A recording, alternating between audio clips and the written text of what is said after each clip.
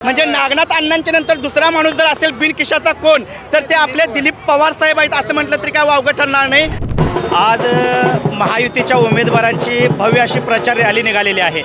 आज जर तुम्ही बघितलं तर या प्रचार रॅलीची सुरुवात कुठं आणि शेवट कुठं हे तुम्हाला मोजता येणार नाही। इतका जनसमुदाय या प्रचार रॅलीसाठी इथं उपस्थित आहे।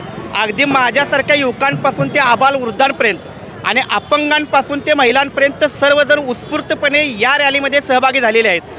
हे कुठल्याही आमिषापोटी आलेले नाहीत। तुम्ही जर या 4 नंबर प्रभागामध्ये फिरलात आणि या 4 नंबर प्रभागातल्या 4ही उमेदवारांचं जर काम बघितलात तर त्यांचं काम तोंडानं सांगायची गरज नाही, ते काम तुम्हाला तिथं प्रभागात दिसतंय।